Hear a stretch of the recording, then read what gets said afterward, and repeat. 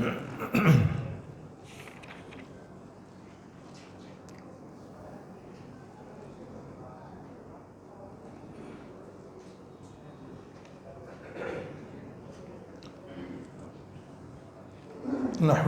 ونصلي على رسوله الكريم اما بعد اعوذ باللہ من الشیطان الرجیم بسم اللہ الرحمن الرحیم لقد كان لكم في رسول الله اسوة حسنة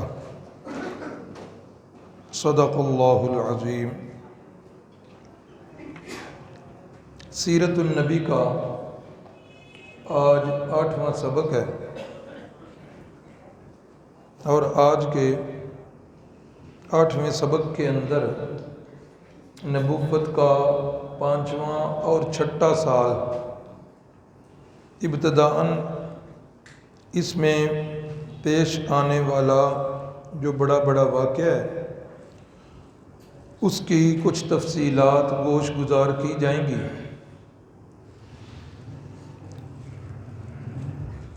کہ رحمت کائنات صلی اللہ علیہ وسلم نے اپنے یاروں پر اور اپنے دوستوں پر جب حالات کشیدہ دیکھے تو اس وقت رحمت کائنات صلی اللہ علیہ وسلم نے حبشہ کی طرف ہجرت کرنے کا حکم دیا، اور بتایا کہ وہاں کا جو بادشاہ ہے نجاشی وہ بڑا رحم دل ہے، تو وہاں چلے جاؤ اور وہاں جا کر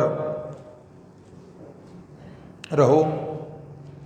یہ بات کل گزر چکی کہ رسول اللہ صلی اللہ علیہ وسلم کو اس کے رحم دل ہونے کا پتہ کیسے چلا؟ حضرت ام ایمن کے ذریعے۔ تو بہرحال پھر کیا ہوا؟ 12 مرد اور 4 عورتیں ابتدائی ہجرت حبشہ کی ہے انہوں نے، پہلی ہجرت، اور یہ ہجرت رجب 5 نبوی سال میں ہوئی ہے۔ 12 مرد اور 4 عورتیں تھیں، اور ان میں نے بتایا تھا کہ حضرت سیدنا عثمان غنی رضی اللہ تعالی عنہ اپنی اہلیہ حضرت رقیہ بنت محمد صلی اللہ علیہ وسلم کے ساتھ وہ بھی مہاجر بنے۔ اب رجب کے اندر یہ قافلہ جو ہے وہ گیا ہے۔ رجب، شعبان، رمضان اور شوال، 4 مہینے گزرے کہ یہ لوگ جو ہیں واپس آئے ہیں۔ واپس کیوں آئے ہیں؟ اس کی وجہ 2-3 وجوہات جو ہیں وہ لکھی گئی ہیں۔ ایک وجہ وہی جو کل بڑے تفصیل کے ساتھ بیان ہوا کہ قریش کے 2 بہادر اور جری سپہ سالار سیدنا امیر حمزہ رضی اللہ تعالی عنہ ان کا اور سیدنا فاروق اعظم رضی اللہ تعالی عنہ کا اسلام لانے کا سن کر یہ لوگ جو ہیں یہ واپس آئے کہ اب اتنے بڑے لوگ جو ہیں ہلکا بگوش اسلام ہو گئے ہیں، اب تو خیر ہی خیر ہے۔ دوسری ایک وجہ لکھی گئی ہے کہ رحمت کائنات صلی اللہ علیہ وسلم کے بارے میں ایک یہ خبر مشہور ہوئی کہ قریشیوں کے ساتھ آپ صلی اللہ علیہ وسلم کی صلح ہو گئی ہے۔ یہ جھوٹی افواہ تھی۔ اس خبر کو بعض نے لکھا کہ یہ سبب بنا واپسی کا۔ اور تیسرا ایک عجیب سا واقعہ سیرت کی کتابوں میں لکھا ہوا ہے جسے غرانیق والا واقعہ کہا جاتا ہے۔ وہ یہ ہے کہ رسول اللہ صلی اللہ علیہ وسلم پر سورہ نجم نازل ہوئی۔ سورہ نجم 27ویں پارے میں۔ سورہ نجم مکی صورت ہے، چونکہ ہم مکی زندگی کے 5ویں اور 6ٹھے سال پر چل رہے ہیں۔ قرآن مجید کی جو صورتیں ہیں نا، کچھ مکی ہیں اور کچھ مدنی ہیں۔ ان صورتوں کے اندر ایک امتیاز ہے۔ قرآن مجید پڑھنے والا طالب علم سمجھتا ہے کئی فرق ان کے لکھے ہیں، نمایاں خصوصیات، لیکن سر دست جس خصوصیت کا تذکرہ کرنے لگا ہوں، مکی صورتوں کے اندر قافیہ بندی ہے، یعنی ان کی آیات جہاں پر ختم ہوتی ہیں نا، ان کے الفاظ جو ہیں وہ ملتے جلتے ہیں۔ وَالنَّجْمِ إِذَا هَوَىٰ مَا ضَلَّ صَاحِبُكُمْ وَمَا غَوَىٰ وَمَا يَنطِقُ عَنِ الْهَوَىٰ إِنْ هُوَ إِلَّا وَحْيٌ يُوحَىٰ عَلَّمَهُ شَدِيدُ الْقُوَىٰ ذُو مِرَّةٍ فَاسْتَوَىٰ۔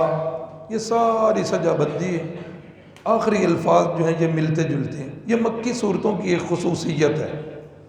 تو جس وقت یہ سورہ نازل ہوئی تو رسول اللہ صلی اللہ علیہ وسلم بیت اللہ میں تشریف فرما تھے۔ آپ صلی اللہ علیہ وسلم نے اس سورت کی تلاوت شروع کر دی۔ قرآن مجید جو ہے نا، اس کے اندر یہ اس کا بڑا اعجاز ہے کہ قرآن مجید اپنا اثر جو ہے وہ لازمی چھوڑتا ہے۔ یاد آ گیا مجھے، شاید کہیں پڑھا ہے کوئی شخصیت کا یا کوئی سال کا، اس میں آگے پیچھے ہو سکتا ہے، اقوام متحدہ کا شاید اجلاس تھا روس کے اندر۔ اس وقت صدر ضیاء الحق مرحوم رحمۃ اللہ تعالی علیہ صدر تھے، انہوں نے بھی ادھر جانا تھا۔ انہوں نے قاری عبد الباسط صاحب کو فون کیا کہ وہاں اجلاس ہو رہا ہے، اس اجلاس کے اندر آپ نے میرے ساتھ جانا ہے۔ قاری صاحب نے پوچھا کہ میرا وہاں کیا کام؟ فرمانے لگے جو بھی ہے میں کہہ رہا ہوں آپ نے میرے ساتھ جانا ہے۔ قاری صاحب آ گئے، صدر صاحب کے ساتھ گئے، وہاں قرآن مجید کی اپنی تقریر سے پہلے صدر ضیاء الحق صاحب نے قاری عبد الباسط صاحب سے قرآن مجید کی تلاوت کروائی۔ قرآن مجید ہو اور پھر پڑھنے والے قاری عبد الباسط صاحب ہوں۔ اب روس والوں کی اپنی زبان نہیں ہے، قرآن عربی زبان میں ہے، اور وہ جو روس کا صدر ہے وہ مسلمان بھی نہیں ہے، لیکن قاری عبد الباسط صاحب کی مسحور کن تلاوت لکھنے والے لکھتے ہیں، جہاں میں نے پڑھا کہ وہ جو صدر تھا اس وقت کا، وہ زاروں قطار رو رہا تھا دوران تلاوت، اور جس وقت تلاوت ختم ہوئی کہنے لگا مجھے نہیں پتا کہ اس کا مطلب کیا ہے، لیکن اس آواز کے اندر اتنی کشش اور اتنا سوز تھا کہ میں بھی اپنے آنسوؤں پر قابو نہیں پا سکا۔ جی تو یہ قرآن مجید ہے، اس کا اپنا اعجاز ہے۔ رحمت کائنات صلی اللہ علیہ وسلم تلاوت کر رہے ہیں، قاری عبد الباسط صاحب تلاوت کریں تو کفار کے بندن ٹوٹ جائیں، اور کہاں میرے آقا مدنی صلی اللہ علیہ وسلم جو خود صاحب قرآن ہیں، جب وہ تلاوت کرتے ہوں گے تو کتنا پیارا منظر ہو۔ اللہ اکبر۔ ایسا ہی ہوا جی، قریش سن رہے ہیں، رسول اللہ صلی اللہ علیہ وسلم اس کی تلاوت فرما رہے ہیں، اور وہ ایسے اس تلاوت کے اندر غرق ہوئے کہ سورہ نجم کی آخری آیت جو ہے وہ آیت سجدہ ہے۔ رسول اللہ صلی اللہ علیہ وسلم نے جس وقت وہ آیت پڑھی نا تو آپ صلی اللہ علیہ وسلم نے سجدہ کیا، قریشیوں کو نہیں پتہ چل سکا، وہ بھی ساتھ سجدے میں چلے گئے۔ اچھا، جس وقت سجدے سے اٹھے اب انہیں اپنی حماقت کا احساس ہوا کہ یہ ہم نے کیا کر دیا۔ اب یہ خبر تو نکلی اور باہر پھیل گئی کہ قریشیوں نے محمد صلی اللہ علیہ وسلم کے ساتھ سجدہ کیا ہے، محسوس ہوتا ہے اس کے پیچھے لگ گئے ہیں، قرآن کا ان پہ اثر ہو گیا ہے۔ اب انہوں نے آگے سے ایک شوشہ چھوڑا، پتہ تو چل گیا کہ ہم غلطی کر بیٹھے ہیں۔ انہوں نے شوشہ چھوڑا، رسول اللہ صلی اللہ علیہ وسلم پر بہتان تراشا اور کہا کہ ہم نے قرآن سن کر سجدہ نہیں کیا، محمد صلی اللہ علیہ وسلم نے ہمارے معبودوں کی تعریف کی تھی، تلک الغرانیق العلا، وہ انہوں نے ایک عبارت بنائی اور اس عبارت کی قافیہ بندی اس صورت کے ساتھ رکھی، وہی الفاظ ملتے جلتے، تو انہوں نے کہا کہ محمد صلی اللہ علیہ وسلم نے ہمارے معبودوں کی تعریف کی تھی جس وجہ سے ہم نے سجدہ کیا۔ بہرحال یہ ایک شوشہ تھا ان کا، لیکن ہوا کیا؟ ہوا یہ کہ یہ بات جب پھیلتی گئی، اور یہ بات آپ سمجھتے ہیں کہ جب ایک سے دوسرے بندے کی طرف منتقل ہو، تیسرے کی طرف کچھ نہ کچھ ساتھ سابقے اور لاحقے ملتے جاتے ہیں، 10 بندوں تک پہنچنے کے بعد وہ بات جو ہے اس کا کافی حد تک حلیہ بدل چکا ہوتا ہے۔ اب یہ بات چلتے چلتے حبشہ تک پہنچ گئی، اور پتہ چلا کہ قریشی جو ہیں وہ مسلمان ہو گئے ہیں، انہوں نے رسول اللہ صلی اللہ علیہ وسلم کے ساتھ سجدہ کیا۔ تو یہ 2-3 وجوہات، تطبیق والا وہی عمل کہ یہ تینوں معاملے بھی ہو سکتے ہیں۔ نمبر 1 صلح ہو گئی، نمبر 2 قریش جو ہیں وہ مسلمان ہو گئے ہیں، اور نمبر 3 حضرت حمزہ اور حضرت عمر والا واقعہ کہ وہ دونوں مسلمان ہیں، اب خیر ہی خیر ہے۔ بہرحال یہ مسلمان جی 4 مہینوں کے بعد واپس آئے۔ اب جس وقت یہ واپس آئے نا جی، مکے کے قریب پہنچ کر انہیں پتہ چلا کہ گل بات کوئی نہیں، وہ تو ساری افواہیں تھیں سوائے 2 بندوں کے اسلام لانے۔ اب کیا کریں؟ اب بعض تو ادھر سے ہی پھر پلٹے، اور بعض جو ہے ان کو موقع نہ ملا سنبھلنے کا، وہ نرغے میں آ گئے قریش کے۔ اب پھر کیا ہوا؟ پہلے سے زیادہ ظلم و ستم کا نشانہ بنے یہ لوگ، بات بڑھ گئی ہر لحاظ سے، کوئی موقع ہاتھ سے جانے ہی نہیں دیتے تھے، ان کو مارنے کا، پیٹنے کا، تشدد کرنے کا، اور خاص کر کے غریب لوگ جو تھے وہ زیادہ اس کے اندر جو ہے وہ متاثر ہوئے، بڑے پریشان ہوئے۔ رسول اللہ صلی اللہ علیہ وسلم سے دوبارہ اجازت طلب کی، رحمت کائنات نے دوبارہ اجازت دے دی، فرمایا کہ چلے جاؤ۔ اب یہ لوگ چھپتے چھپاتے دوبارہ تقریباً 82 یا 83 مردوں کی تعداد لکھی ہوئی ہے، اور 18 یا 19 عورتوں کی تعداد لکھی ہے۔ 82-83 مرد، 18-19 عورتیں، یہ قافلہ دوبارہ ہجرت حبشہ کر کے چلا گیا۔ اب جس وقت یہ لوگ وہاں پر پہنچے، اب انہوں نے سکھ کا سانس لیا، بڑے خوشحال ہو گئے۔ 2 مقاصد تھے ہجرت حبشہ کے۔ ایک مقصد تو یہ تھا کہ ظلم و ستم سے تنگ آ کر چلو ادھر سکون کی زندگی گزاریں گے، اور دوسرا اس ہجرت حبشہ کا مقصد یہ تھا کہ وہاں حبشہ میں جا کر اسلام کی دعوت دیں گے اور ان لوگوں کو بھی مسلمان کریں گے۔ اب یہ لوگ بڑے سکون سے ادھر رہنے لگے۔ اب قریشیوں کو وہاں سکون سے رہنا ان کو ایک آنکھ نہ بھایا، انہوں نے سوچا کہ اب کیا کریں گے۔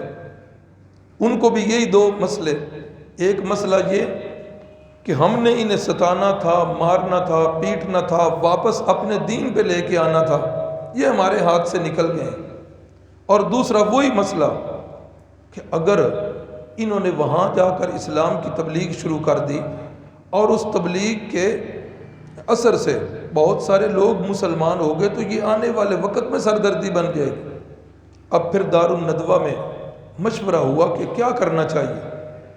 اب مشورے میں یہ بات طے ہوئی کہ اپنے ایک سفارتی قافلہ بھیجنا چاہیے، جو سفارتی قافلہ جا کر اس بادشاہ کو، نجاشی کو بتائے کہ یہ لوگ ہمارے بگوڑے ہیں، آپ انہیں واپس کر دیں۔ مقصد تو یہ تھا۔ اچھا جی، اس مقصد کے لیے کون بندہ موزوں ہے، مناسب ہے؟ 2 بندوں کا انتخاب کیا گیا، اور یہ دونوں اس معاملے کے لیے حد درجے کے سفارتکار تھے۔ ایک حضرت عمر ابن العاص رضی اللہ تعالیٰ عنہ، بعد میں یہ مسلمان ہو گئے، اور دوسرے حضرت عبداللہ ابن ربیعہ۔ یہ 2 بندے چن کر کہ اس معاملے کے اندر یہ بڑے بہترین سفارتکار ہیں اور اپنے شعبے کے اندر ماہر ہیں۔ اس کی آواز ذرا کم کرو گے، آواز کم کر دو۔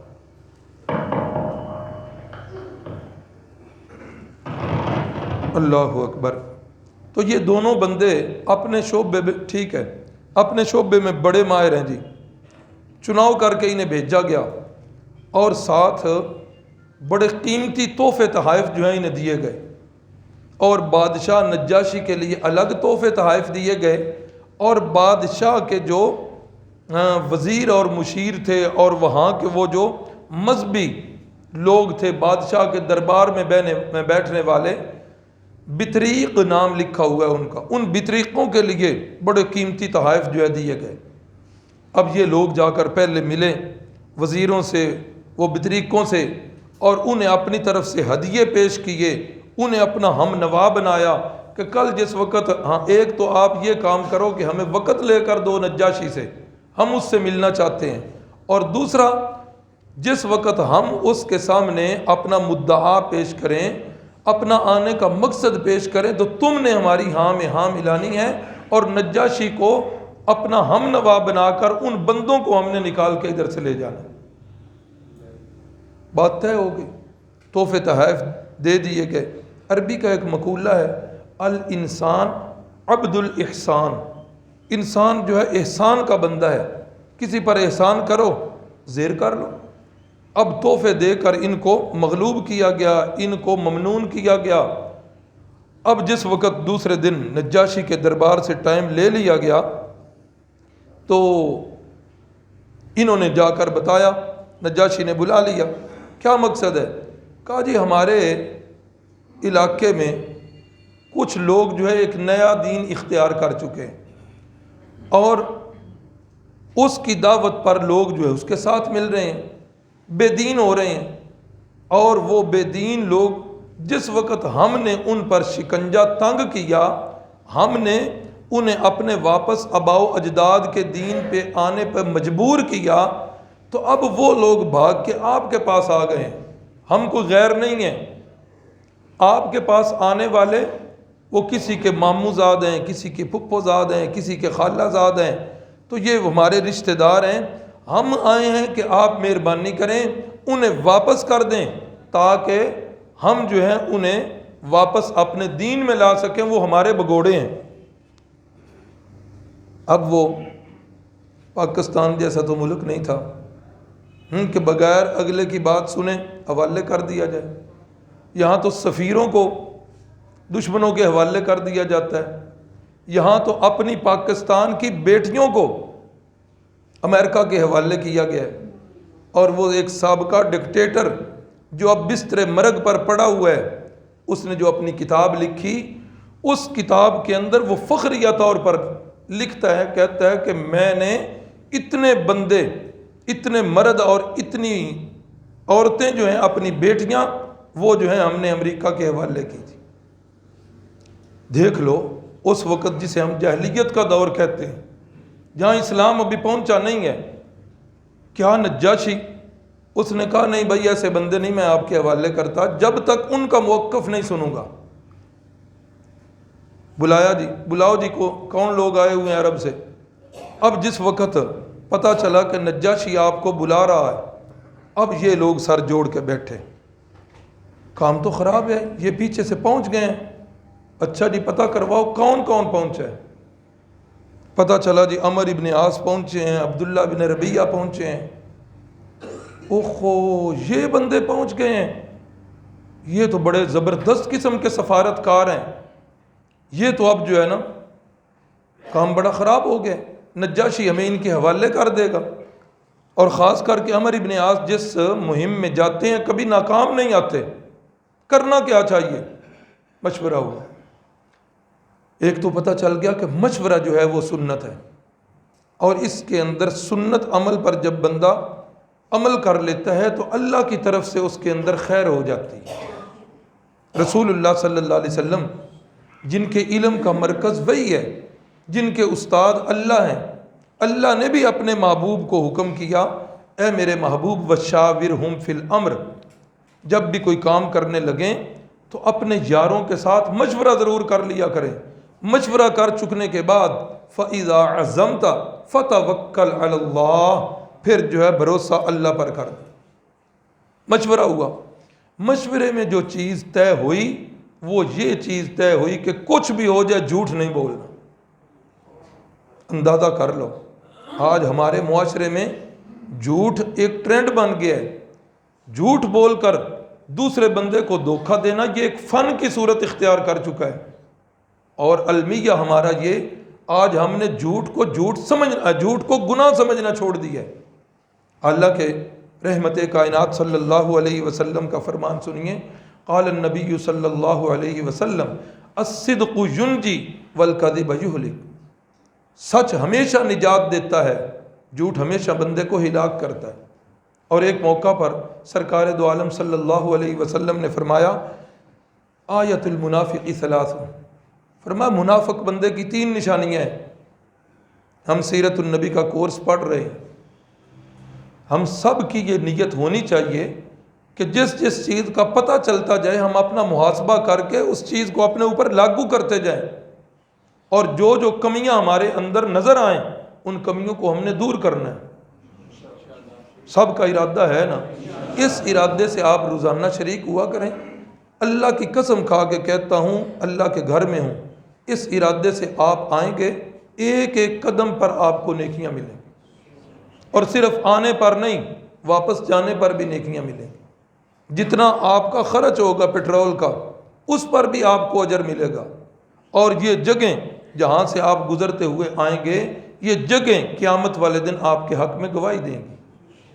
ہمارے بہت سارے ساتھی چک چٹھا سے آتے ہیں، میں اگلے دن انہیں سمجھا رہا تھا کہ جس وقت آ جا رہے ہوتے ہو نا تو سبق کا رستے میں تکرار کرتے جایا کرو، تکرار سے وہ چیز پختہ ہوتی ہے. تو رسول اللہ صلی اللہ علیہ وسلم نے منافق کی 3 نشانیاں بتائیں. اذا حدث کاذب، اذا اؤتمن خان، اور اذا خاصم فجر. فرمایا جب بات کرے گا جھوٹ بولے گا، جب اس کے پاس امانت رکھی جائے گی خیانت کرے گا، اور تھوڑے سے لڑائی جھگڑے پر گالم گلوچ پر اتر آئے گا. یہ منافق کی نشانیاں ہیں.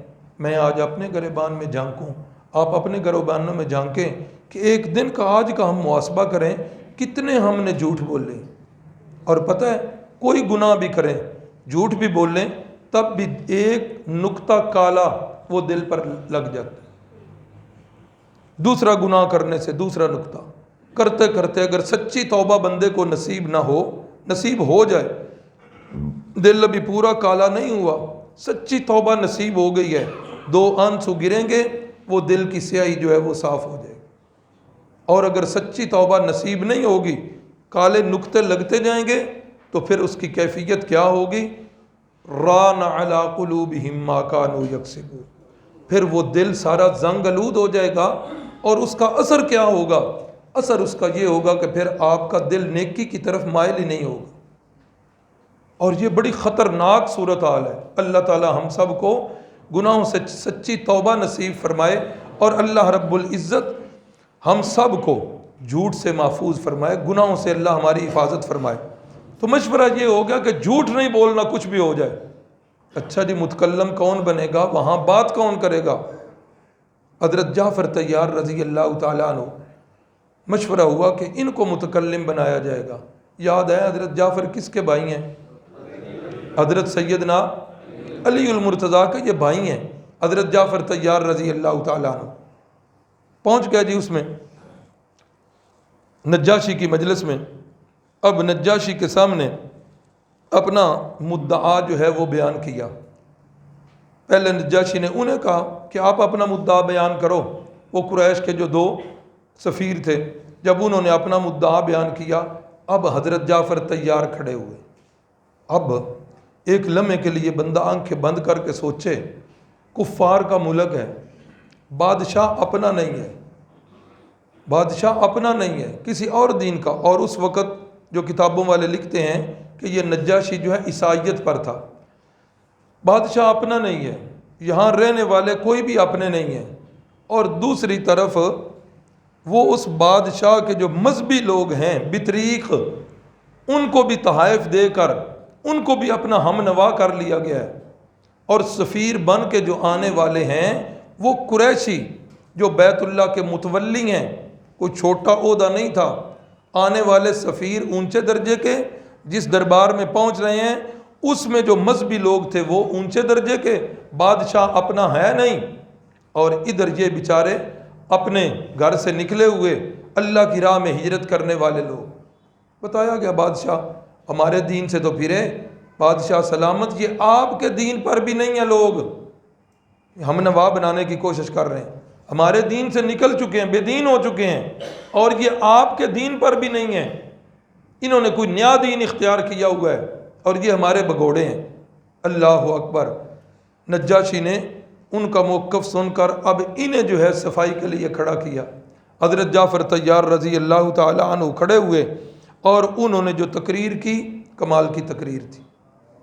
ایھا الملک، او بادشاہ، تھوڑا سا پچھلا نقشہ کھینچا کہ بادشاہ ہم شرک پرستی میں مبتلا تھے، بتوں کی عبادت ہم کرتے تھے، کچھ بت سیدنا ابراہیم علیہ السلام کے نام سے منسوب، حضرت اسماعیل کے نام سے منسوب، اولیاء اللہ کے نام سے منسوب، ان بتوں کی ہم عبادت کیا کرتے تھے، اور ہم مردار کھایا کرتے تھے، اور ہم بدکاریاں کرتے تھے، اور بدکاری کر کے ہم فخر کیا کرتے تھے، ہمسایوں کے ساتھ ہمارے بڑے برے تعلقات سے، ہمسایوں کے ساتھ بدسلوکیاں ہم کیا کرتے تھے، طاقتور بندہ جو ہے کمزور کو کھا جایا کرتا تھا، دنیا جہان کی برائیاں ہمارے اندر موجود تھیں، ہم جہنم کے گڑھے پر پہنچ چکے تھے، کنارے لگ چکے تھے۔ اللہ کی رحمت جو ہے وہ ہمارے اوپر متوجہ ہوئی، اللہ کو ہمارے اوپر ترس آیا، اللہ نے ایک بندے کو ہمارے اندر سے ہی چنا اور اسے نبی بنا کر اللہ نے ہمارے اندر مبعوث کیا، اور اس نبی نے آ کر ہمیں اللہ کی طرف دعوت دی اور اللہ کی طرف بلایا، اور اس نے آ کر بتایا کہ لوگوں سچ بولنا ہے، امانت کا خیال رکھنا ہے، صلہ رحمی کرنی ہے، رشتہ داروں کے ساتھ اچھا برتاؤ کرنا ہے، ہمسایوں کے ساتھ بڑا نیک سلوک کرنا ہے، جھوٹ نہیں بولنا، یتیم کا مال نہیں کھانا، حرام زدگیاں اور حرام کاریاں نہیں کرنی، بدکاری اور فحاشی نہیں کرنی، اور سب سے بڑھ کر اللہ کے ساتھ کسی کو شریک نہیں کرنا۔ اس نبی نے ہمیں یہ بات سمجھائی، ہم نے اس کی دعوت پر لبیک کہا، ہم اسلام کے حلقے میں آ گئے، قوم ہماری دشمن بن گئی، انہوں نے ہمیں مارنا شروع کر دیا، انہوں نے مکے کی زمین ہمارے اوپر تنگ کر دی، ہمارے بچوں کو ہمارے سامنے ذبح کیا جانے لگا، ہماری لونڈیوں کی آنکھیں تک نکال دی گئیں، ہمارے بچوں کو ہمارے سامنے ذبح کیا جا رہا ہے۔ یہ سارے ظلم و تشدد جس وقت ہوئے تو ہم نے اپنے نبی سے ہجرت کی اجازت مانگی، آپ کے بارے میں رپورٹ ملی کہ آپ بڑے رحم دل ہیں، آپ بڑے اچھے ہیں، رسول اللہ صلی اللہ علیہ وسلم نے آپ کی طرف ہمیں جو ہے ہجرت کرنے کا حکم دیا، اب ہم اپنی جان بچا کے آ گئے ہیں اور یہاں پڑے ہیں، انہوں نے پیچھے سے اب پھر پیچھا کیا ہے اور یہاں بھی ہمیں یہ رہنے نہیں دے رہے۔ اب جس وقت حضرت جعفر نے، ہے تو لمبی چوڑی تقریر، چند چیزیں میں نے آپ کو بتائی ہیں، جس وقت حضرت جعفر نے یہ تقریر کی، بادشاہ متوجہ ہوا نجاشی ان پر، کہنے لگا بھئی کیا نقصان کیا انہوں نے آپ کا، اور آپ یہاں کیا کرنے آئے ہو؟ یہ لوگ جو ہیں بے ضرر سے لوگ ہیں، رہنا چاہتے ہیں تو میرے ملک میں رہیں، میں نہیں واپس بھیجوں گا۔ اب محفل برخاست ہو گئی۔ اب جس وقت محفل برخاست ہوئی، ان میں حضرت عبداللہ ابن ربیعہ جو تھے کچھ نرم دل بھی تھے، اور یہ مایوس سے ہوئے کہ ہمارا سارا سفارتی سفر ناکام ہو گیا، لیکن حضرت عمر بن عاص رضی اللہ تعالیٰ عنہ وہ مایوس نہیں ہوئے، کہنے لگے کہ ایک ملاقات نجاشی سے اور کرنی۔ انہوں نے کہا یار چھوڑو، ان کے دل میں کچھ رحم بھی آیا حضرت عبداللہ ابن ربیعہ کے دل میں کہ یار ہیں تو ہمارے ہی رشتہ دار نا، تو چلو اب جو ہیں ادھر رہ گئے ہیں تو رہنے دو، سکون کا سانس لے رہے ہیں۔ عمر ابن العاص کہنے لگے نہیں، آخری پتہ جو ہے میں کل کھیل لوں گا، اور مجھے یقین ہے کہ کل میں واپس ناکام نہیں آؤں گا۔ چلو بھائی، اب رات جس وقت ہوئی، ان مذہبی رہنماؤں کو اور تحفے دیے گئے، اور چیزیں پیش کی گئیں، اور کہا گیا کہ ایک دفعہ اور ملاقات کا وقت لے دو، ایک بات بڑی ضروری تھی وہ رہ گئی۔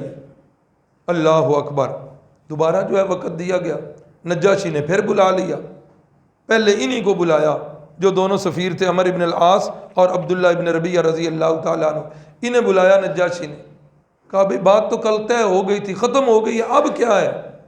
کہا بادشاہ سلامت، وہ جو اصل بات تھی، بس آپ کا جو ہے نا دربار، اس کی شان و شوکت اور ہیبت دیکھ کر وہ اصل بات ہمارے ذہنوں سے محو ہو گئی تھی، وہ بتانا یاد نہیں رہا۔ کہا چلو اب بتا لو کیا بات رہ گئی تھی؟ وہی جو آج بھی یہ سلسلہ چل رہا ہے، یہ اس وقت بھی یہ چلا کہ بادشاہ ہم یہ بتانا بھول گئے ہیں کہ یہ لوگ نبیوں کے گستاخ ہیں اور ولیوں کے منکر ہیں۔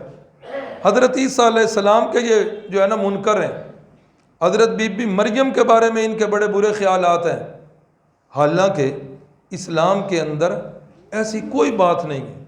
قرآن مجید نے ہمیں کیا عقیدہ دیا؟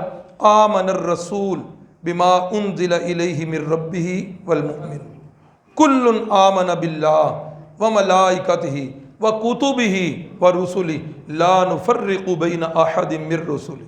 جتنے بھی مسلمان ہیں وہ سارے کے سارے مسلمان، جتنے انبیاء ہیں، ہمارا سب کے اوپر ایمان ہے، سب کے اوپر ہمارا ایمان ہے۔ لا نفرق بین احد من رسلہ، ہم کسی کے درمیان تفریق نہیں کرتے کہ حضرت محمد الرسول اللہ صلی اللہ علیہ وسلم کو اللہ کا نبی مانیں اور حضرت موسیٰ کا انکار کر دیں، یہ ہمارے اندر نہیں ہے۔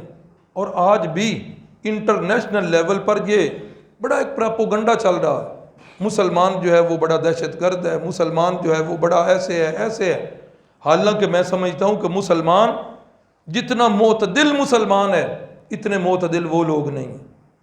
مسلمان آج یہودی اپنے نبی حضرت موسیٰ علیہ السلام کو اللہ کا نبی مانتے ہیں اور حضرت سیدنا عیسیٰ علیہ السلام کو نعوذ باللہ معاذ اللہ وہ ولد الزنا مانتے ہیں۔ یہودی حضرت عیسیٰ کے بارے میں یہ گمان رکھتے ہیں، عیسائی حضرت موسیٰ کو اللہ کا نبی نہیں مانتے، لیکن ان دونوں کے گٹھ جوڑ ہیں۔ اور مسلمان اپنے نبی کو بھی مانتے ہیں، حضرت موسیٰ علیہ السلام کو بھی، حضرت عیسیٰ علیہ السلام کو، اور یہی حال کتابوں کا بھی ہے۔ وہ ان کی کتابوں کو نہیں مانتے، وہ ان کی کتابوں کو نہیں مانتے۔ مسلمان کہتے ہیں کل آمن باللہ وملائکتہ وکتبہ، ساری کتابوں پر بھی ہمارا ایمان، ورسلی، سارے رسولوں پر بھی ہمارا ایمان ہے۔ اب جس وقت یہ بات ہوئی کہ یہ نبیوں کے گستاخ، یہ ولیوں کے منکر، حضرت عیسیٰ کو مانتے نہیں ہیں، حضرت بی بی مریم کے جو گستاخیاں کرتے ہیں وغیرہ وغیرہ، تو اب نجاشی نے پیغام بھیجا کہ وہ کل والے بندوں کو پھر بلایا جائے۔ مسلمانوں کو پتہ چلا کہ اب کیا مسئلہ ہوا ہے، بتایا گیا کہ اب یہ اوبجیکشن آپ پر لگا ہے، حاضر ہو جاؤ۔ پھر مشورہ ہوا کہ جھوٹ نہیں بولنا۔ اب اندازہ کرو کہ جس وقت نجاشی کو یہ کہا گیا ہو کہ یہ حضرت عیسیٰ علیہ السلام کے منکر ہیں، بی بی مریم کے گستاخ ہیں، بادشاہوں کے مزاج ایسے ہوتے ہیں کہ یہ دوسری بات سنتے نہیں ہیں، مزاج ایسے ہوتے ہیں۔ لیکن اللہ کا کرنا ایسا ہوا، حضرت جعفر طیار رضی اللہ تعالیٰ عنہ ان کو بلایا گیا۔ بادشاہ نے پوچھا ہاں بھائی یہ بات کل کہہ رہے ہیں رہ گئی تھی، آپ اس بارے میں کیا کہتے ہو؟ آپ کے نبی پر جو اللہ کی کلام نازل ہوئی ہے اس کے اندر سیدنا عیسیٰ علیہ السلام کے بارے میں کوئی بات، بی بی مریم کے بارے میں کوئی بات ہے؟ حضرت جعفر طیار جو کھڑے ہوئے انہوں نے سورہ مریم کی آیات پڑھنا شروع کر دی۔ کاف ہاں یا عین صاد ذکر رحمت ربک عبدہ زکریا، صرف حضرت مریم نہیں، ان کے خاندان کو پیچھے سے شروع کیا، پھر آگے حضرت مریم کے تذکرے، وَاذْكُرْ فِي الْكِتَابِ مَرْيَمْ اِذْ انْتَبَذَتْ مِنْ أَهْلِهَا مَكَانًا شَرْقِيًّا، وہ حضرت عیسیٰ علیہ السلام کی پیدائش سے پہلے کے تذکرے۔ جس دن کورس شروع ہوا تھا میں نے اس دن بھی ایک بات کہی تھی، آج دوبارہ دہرا دیتا ہوں، عیسائیوں کے پاس اپنے نبی کی سیرت محفوظ نہیں ہے، یہودیوں کے پاس اپنے نبی کی سیرت محفوظ نہیں ہے۔ عیسائی اور یہودی اپنے انبیاء کی جو سیرتیں بیان کرتے ہیں وہ بھی آج قرآن مجید کی مرہون منت ہیں، قرآن مجید کی سورہ مریم سے ان کے تذکرے لیتے ہیں اور اپنی باتیں ساتھ جوڑ کر آگے وہ نشر کرتے ہیں۔ الحمدللہ ثم الحمدللہ، ہم فخر سے کہتے ہیں کہ جس طرح ہماری کتاب جو ہے یہ محفوظ ہے، اسی طرح آج ہمارے نبی پاک صلی اللہ علیہ وسلم کی سیرت بھی محفوظ۔ اور اسلام نے سیرت کو اپنانے پہ زور دیا ہے۔ یہ دن منانے والے چکر یہ عیسائیوں اور یہودیوں سے آئے، جن کے پاس اپنے نبیوں کی سیرتیں محفوظ نہیں ہیں، انہوں نے دن منانے شروع کر دیے۔ 25 دسمبر کا دن منا لو، اس دن یوم میلاد مسیح منا لو، یہ ان کے اندر سے آج ہمارے اندر بھی آ گیا۔ مسلمان وہ تو اپنے نبی کی سیرت کو اپناتے ہیں، دن منانے سے جان نہیں چھوٹنی، سیرت کو اپنائیں گے تو پھر جو ہے دنیا میں بھی ہم کامیاب ہوں گے اور آخرت میں بھی کامیاب ہوں گے۔ حضرت جعفر طیار نے جس وقت سورہ مریم کی آیات پڑھنی شروع کر دیں، اللہ اکبر، وہی جو ابھی پہلے بات کہی، قرآن مجید کے اندر ایک کشش ہے، اس کی ایک جو ہے نا، چونکہ یہ کسی بندے کا کلام ہے نہیں، یہ اللہ کی کلام ہے، تو قرآن مجید نے اپنا اثر نجاشی پر چھوڑا۔ حدیث کے الفاظ ہیں کہ نجاشی جو ہے وہ رو رہا ہے، اور قرآن مجید کی اس آیت کی تشریح میں بھی مفسرین نے یہی لکھا ہے، وَإِذَا سَمِعُوا مَا أُنزِلَ إِلَى الرَّسُولِ تَرَىٰ أَعْيُنَهُمْ تَفِيضُ مِنَ الدَّمْعِ مِمَّا عَرَفُوا مِنَ الْحَقِّ يَقُولُونَ رَبَّنَا آمَنَّا فَاكْتُبْنَا مَعَ الشَّاهِدِينَ۔ اہل کتاب میں جو لوگ معتدل مزاج ہیں، منصف مزاج لوگ، جس وقت وہ سنتے ہیں قرآن مجید کی آیات کو تو وہ اس کو پہچان لیتے ہیں اور اس پر ایمان لے آتے ہیں۔ نجاشی اس نے رونا شروع کر دیا۔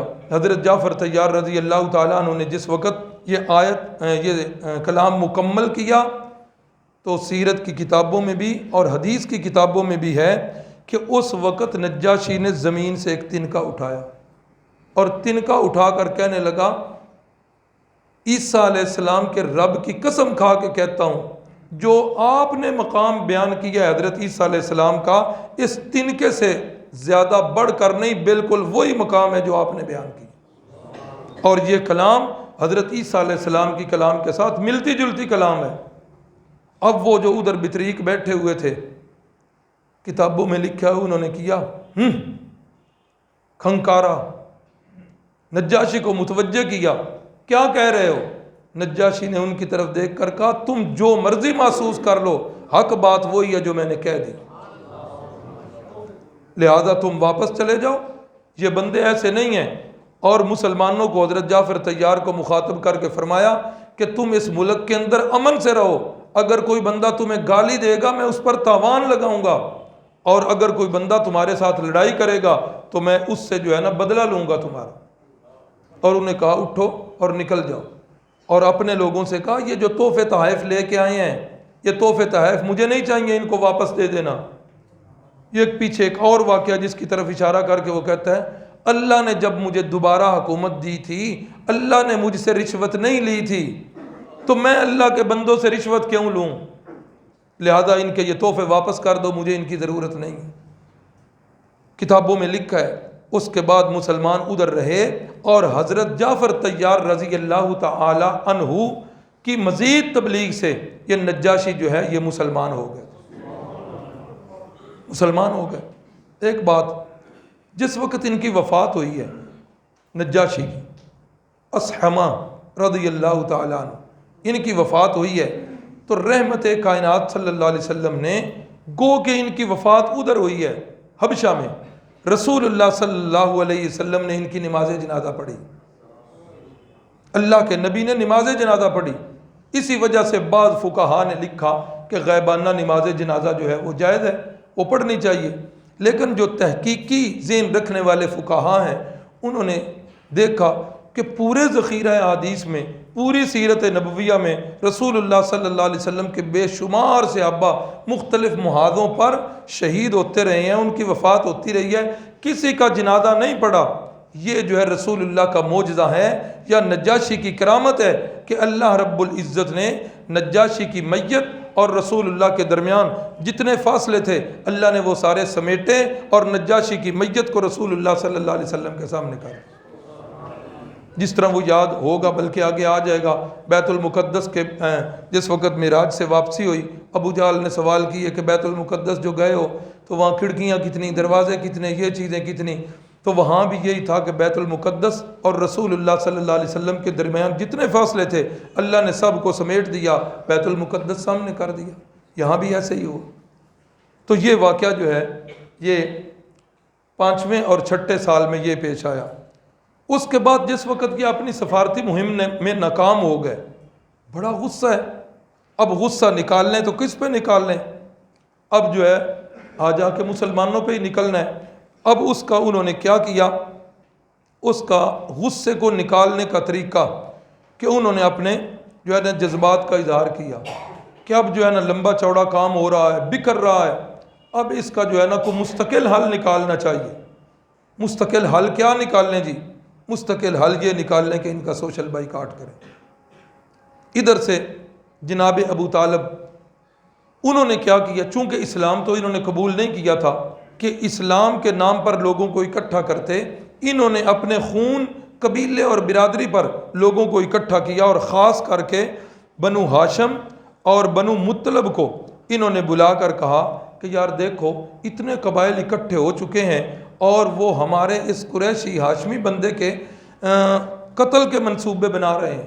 خدا نہ خواستہ اگر وہ اپنے اس مقصد میں کامیاب ہو گئے، اتنے قبائل سے ہم بدلہ تو نہیں لے سکیں گے، لیکن ہوگا کیا، آنے والے وقت کے اندر لوگ کہیں گے کہ یہ وہ قبیلے والے ہیں جنہوں نے اپنے بندے کا بدلہ ہی نہیں لیا۔ اب ہم یہ چیزیں نہیں سمجھتے۔ اگر کسی بندے کا تعلق قبیلی علاقہ جات کے ساتھ ہو تو وہ انتقام کو کتنا ضروری سمجھتے ہیں، فرض سے بھی بڑھ کر سمجھتے ہیں، تو یہ بہت بڑی گالی ہوگی ہمارے لیے کہ ہم اپنے بندے کا بدلہ نہیں لے سکیں گے، تو لہذا ہمیں اکٹھ کرنا چاہیے۔ ادھر سے انہوں نے اکٹھ کیا، ادھر سے بنو ہاشم نے اور بنو مطلب نے اکٹھ کیا، اور اس کے نتیجے میں کیا ہوا، ایک معاہدہ قریشیوں نے طے کیا، اور وہ معاہدے کی شقیں یہ تھیں۔ رسول اللہ صلی اللہ علیہ وسلم کا جو خاندان ہے بنو ہاشم، کوئی بندہ ان کے ساتھ رشتہ ناتا نہیں کرے گا، یہ اس کی پہلی شرط۔ آج بھی کوئی بندہ قانون دان اس معاہدے کو پڑھے تو پتہ چلتا ہے کہ انہوں نے کسی قسم کی مدد کا کوئی رستہ چھوڑا ہی نہیں ہے، بالکل ان کو مارنا چاہا۔ کوئی بندہ ان سے رشتہ نہیں کرے گا، کوئی بندہ ان سے خرید و فروخت نہیں کرے گا، حتیٰ کہ کوئی بندہ میل جول نہیں کرے گا، سلام کلام نہیں کرے گا، اور کھانے پینے کی چیزیں کوئی بندہ ان تک نہیں پہنچائے گا۔ مکمل بائیکاٹ۔ اور اس بائیکاٹ میں رسول اللہ صلی اللہ علیہ وسلم کے دادا جان کی ایک زمین تھی گھاٹی میں، جس کا اصل نام شعب بنی ہاشم ہے، لیکن لوگوں کی زبان پر آج شعب ابی طالب کے نام سے مشہور ہو گیا۔ تو شعب بنی ہاشم کے اندر یہ رسول اللہ صلی اللہ علیہ وسلم کا سارا خاندان وہ ادھر آ گیا، اور بعض مسلمان جو ان خاندان کے نہیں تھے وہ بھی ادھر محصور ہو گئے۔ اور یہ ایک دو دن کی بات نہیں، نبوت کا 7واں سال، نبوت کا 8واں سال اور نبوت کا 9واں سال، 3 سال تک رسول اللہ صلی اللہ علیہ وسلم کے خاندان پر یہ بڑے کڑا وقت گزرا ہے۔ کھانے پینے والی چیزیں ساری ختم، اب فاقوں پہ فاقے، درختوں کے پتے کھا کر گزارے ہو رہے ہیں، جانوروں کے چمڑے کھا کر گزارے ہو رہے ہیں۔ غالباً حضرت صحابی ہیں، اب نام نہیں ذہن میں آ رہا، کہتے ہیں کہ شدت کی اتنی بھوک لگی، رات کا وقت ہے، تو میں نے ادھر ادھر ہاتھ مارا، کوئی گیلی چیز تھوڑی تھوڑی گیلی تھی وہ مجھے ہاتھ کو لگی، میں نے وہ بھوک کی شدت کی وجہ سے میں نے وہ چیز کھا لی، نگل لی، مجھے آج تک نہیں پتا کہ وہ چیز بھی کیا تھی، اتنے کڑے حالات۔ اور ایک صحابی فرماتے ہیں کہ بھوک کی شدت کی وجہ سے چلا بھی نہیں جا رہا تھا، درختوں کے پتے جو ہیں وہ بھی ختم ہو گئے جو اس گھاٹی میں تھے۔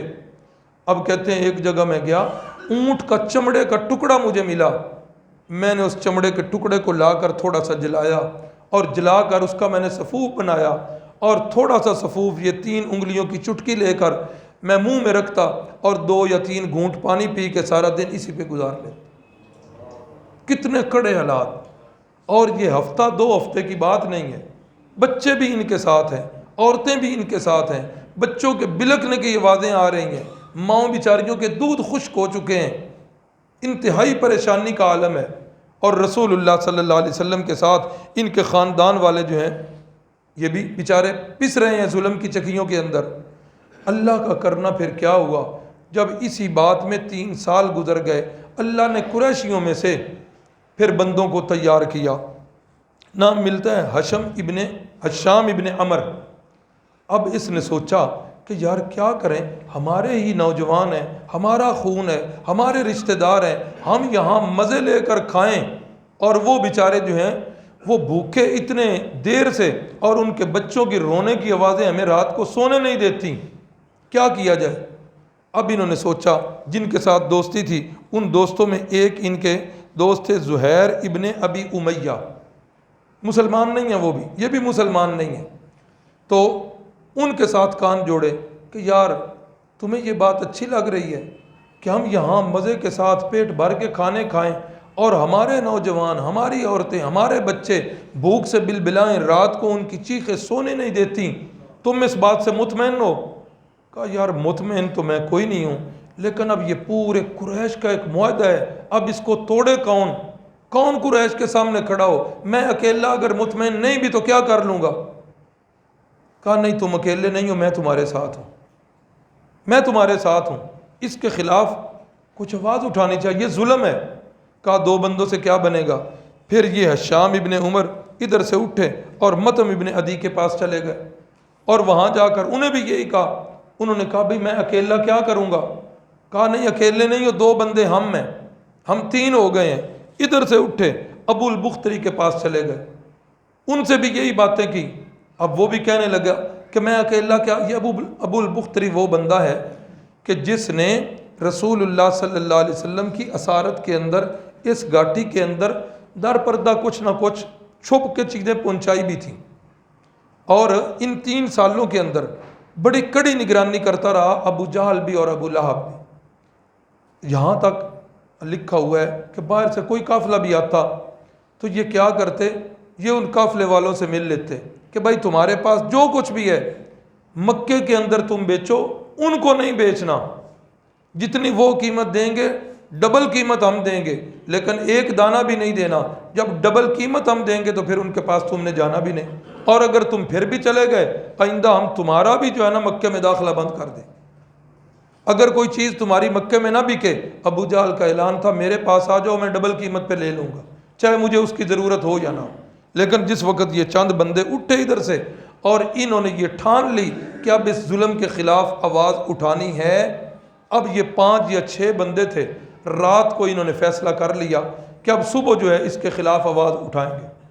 اب صبح جب مکے کے اندر بیت اللہ کے اندر قریشی اکٹھے ہیں تو اس وقت سب سے پہلے یہ زہیر ابن ابی امیہ اٹھے۔ انہوں نے کہا لوگوں کیا تمہیں یہ بات اچھی لگ رہی ہے ہم پیٹ بھر کے کھانا کھائیں، دنیا کی نعمتوں سے تلذذ لیں، اور ہماری قوم کے نوجوان بچے اور عورتیں بھوک سے بلک بلک کر ان کی چیخیں رات کو سونے نہیں دیتی، کیا تم اس بات پر مطمئن ہو؟ ابو جہل اٹھا اور اس نے کہا مطمئن ہیں یا نہیں ہیں، ہم نے سب نے مل کر ایک معاہدہ کیا ہوا ہے، تم کون ہوتے اس معاہدے کے خلاف بات کرنے والے؟ ابو جہل کی یہ بات سن کر ادھر سے حشام ابن عمر دوسرے کونے سے اٹھے، کہنے لگے کہ یہ زہیر جو ہے بالکل صحیح بات کر رہا ہے، ہم اس وقت بھی جو ہے نا اس معاہدے کے ساتھ ہمارا دل نہیں تھا، لیکن تم نے زبردستی اس کو لکھا۔ ہاں اس وقت لکھ کر بیت اللہ کے اندر لٹکا دیا کرتے تھے، اور بیت اللہ کے اندر لٹکے ہوا اس کو کوئی ہاتھ نہیں لگا سکتا تھا، یہ بڑی اوپر سے ایک پکی مور ہوتی تھی، تو اس وقت بھی ہم اس معاہدے کے ساتھ نہیں تھے۔ دوسری آواز ادھر سے اٹھی، تیسری ادھر سے اٹھی، چوتھی، 4-5 آوازیں جس وقت ملی نا تو یہ ابو جہل بڑا کھرینٹ آدمی تھا، کہنے لگا تمہارے الفاظ سے پتہ چل رہا ہے کہ یہ باتیں ابھی اتفاقی نہیں، یہ رات کو مشورے تمہارے ہو چکے ہیں، پتہ چل رہا ہے۔ انہوں نے کہا کہ پتہ چل گیا ہے نا تو ہم نے اس کے خلاف آواز بلند کرنی ہے، ہم نے یہ معاہدہ توڑنا ہے۔ ابو جہل اور قریشی اٹھے، انہوں نے کہا نہیں توڑنے دیتے، قریب تھا کہ لڑائی ہو جاتی۔ اللہ اکبر، اللہ اکبر۔ ابو طالب جو گھاٹی سے ادھر آئے ہوئے تھے بیت اللہ کے اندر، یہ دور بیٹھے یہ تماشا دیکھ رہے تھے، یہ آگے آئے، انہوں نے کہا یار ٹھہر جاؤ، ایک بات میرے پاس بھی ہے اور وہ بات جو ہے شاید قول فیصل بن جائے، میری بات سن لو۔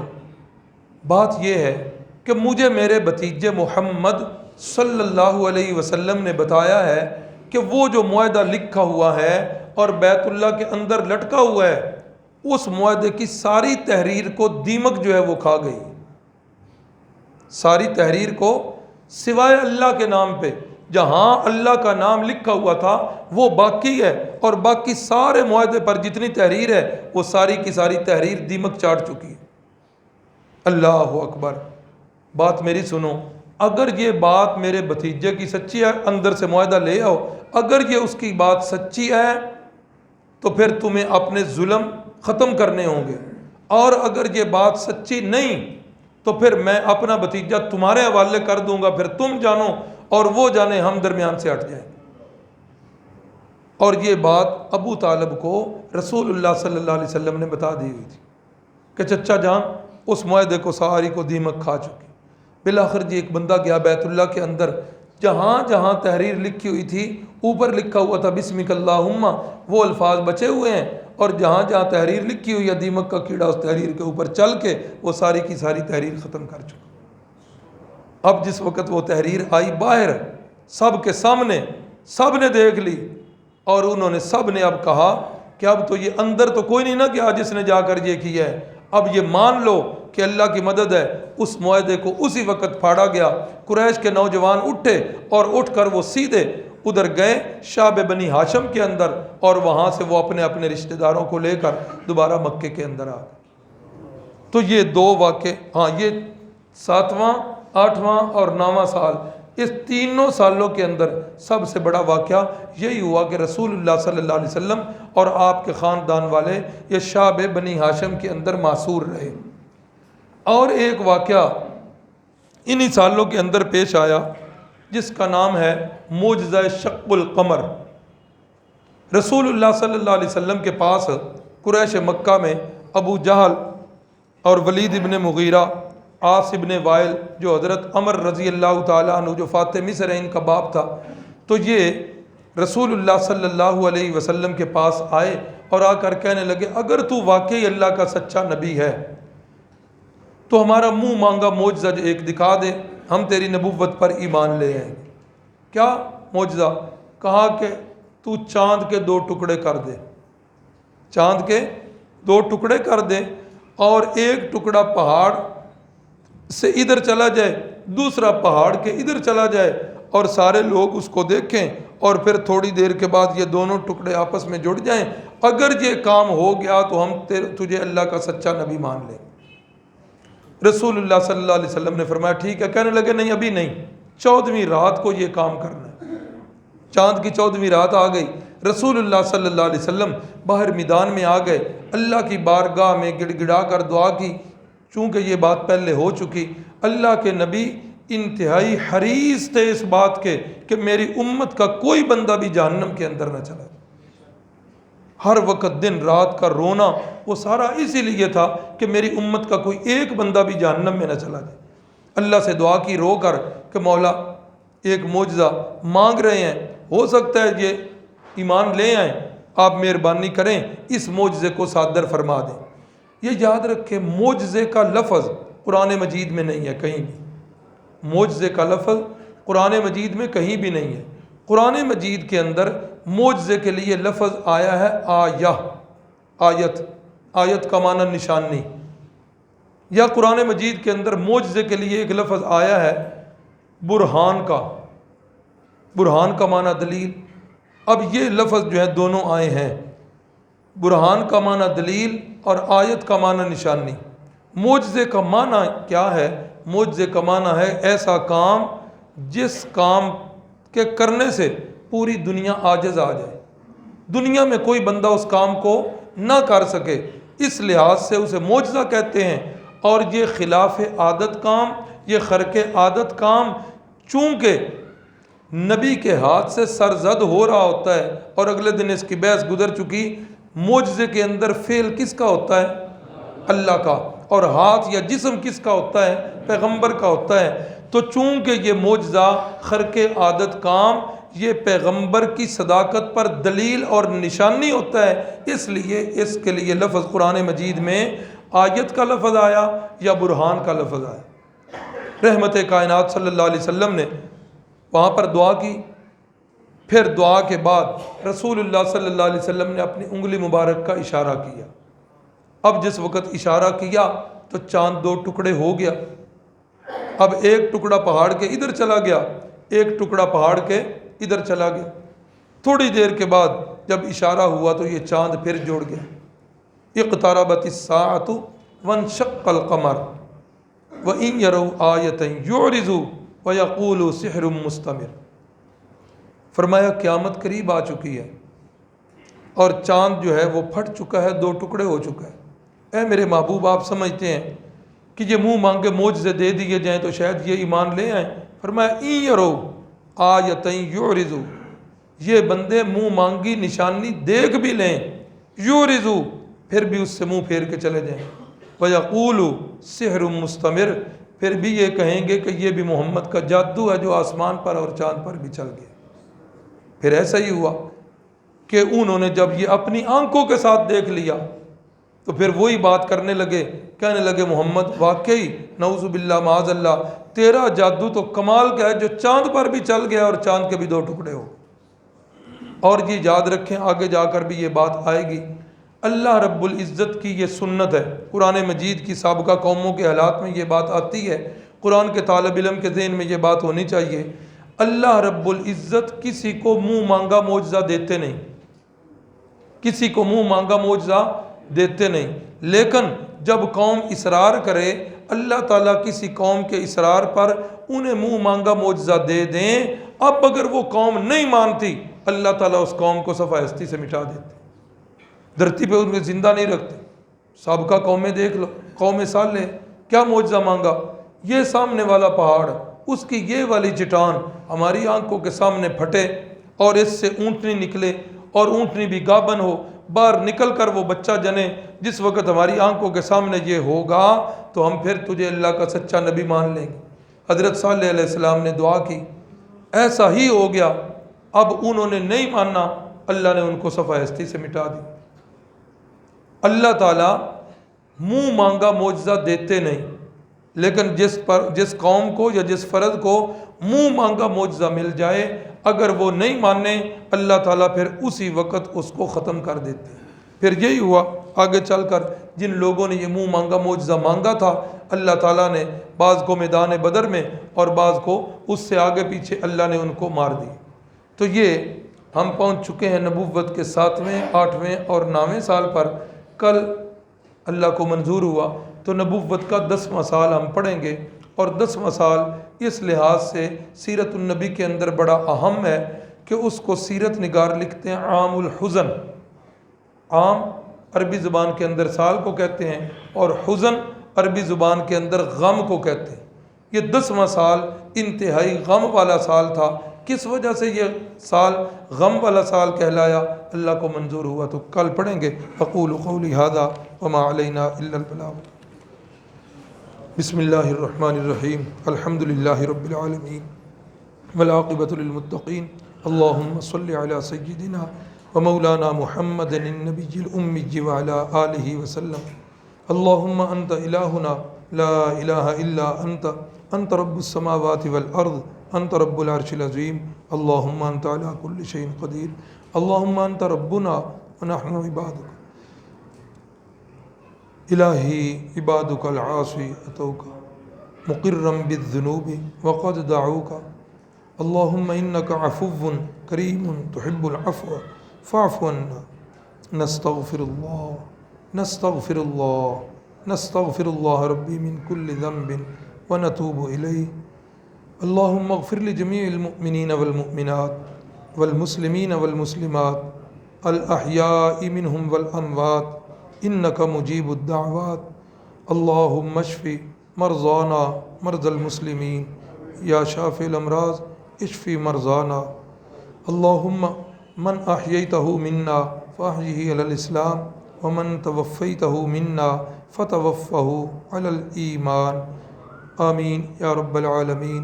رب ارحمہما کما ربیانی صغیرا. صلی اللہ تعالی علی النبی الکریم وعلی آلہ واصحابہ وازواجہ وذریاتہ واہل بیتہ وعترتہ اجمعین.